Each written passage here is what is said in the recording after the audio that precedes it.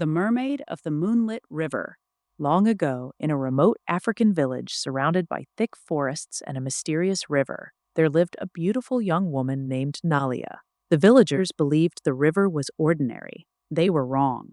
Every night, when the moon was full, strange blue lights appeared on the surface of the water. Fishermen heard beautiful singing coming from the middle of the river, but whenever they followed the sound, the singing suddenly stopped. The elders warned everyone, never answer the voice that calls you from the river after midnight. But as the years passed, the younger villagers began to ignore the warning. One evening, a young fisherman named Cato was returning home when he heard a woman's voice. Cato! He stopped. Cato! The voice was soft and beautiful. He looked toward the river and saw a woman sitting on a rock in the moonlight. Her hair was long and dark, and her eyes seemed to shine like stars. But when she moved, Kato saw something terrifying.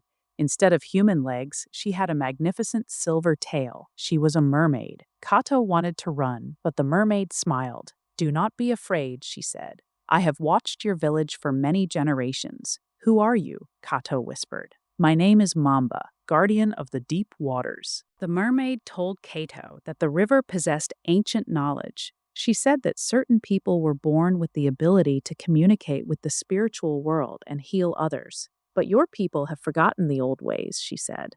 Cato asked, "Why are you telling me this?" Mamba pointed toward the village. "Because I need people who can carry the knowledge back to your community." The following night, Cato returned to the river with 3 trusted villagers. The mermaid appeared again. She placed a strange shell on the ground and told them that anyone who wished to become a traditional spiritual healer would have to prove that they were worthy. One by one, the villagers entered the forest. They were tested on courage, compassion, wisdom, and their ability to help others. The first villager was asked to choose between gold and medicine. He chose the medicine. The second was asked to reveal a secret that could have made him powerful. He refused. The third was confronted by a frightening vision of his greatest fear. Instead of running, she faced it. When they returned to the river, Mamba smiled. "You have learned the first lesson," she said. "True spiritual power is not about controlling people. It is about serving them." She then taught them ancient songs, healing traditions, the identification of medicinal plants, and the importance of listening to the elders.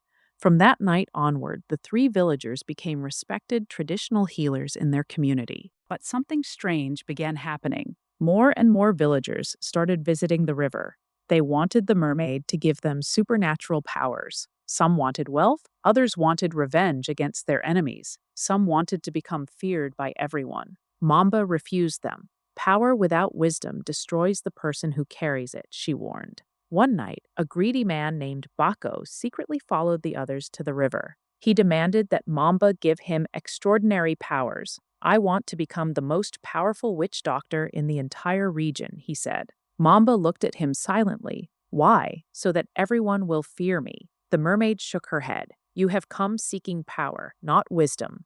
Bako became angry. He grabbed the sacred shell and ran. The moment he crossed the riverbank, the wind began to howl. The river rose, thunder shook the sky, and Mamba's voice echoed through the darkness. "What is taken without permission will never bring peace." The next morning, Bako returned the shell. He had learned his lesson. From that day forward, the villagers changed the way they understood the mysterious river. They no longer saw the mermaid as a creature who simply gave people magical powers.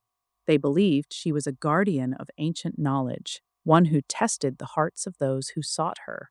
And whenever the full moon appeared over the river, the villagers gathered around their fires and told their children, "Respect the river, respect the ancestors, and above all, never seek power without wisdom."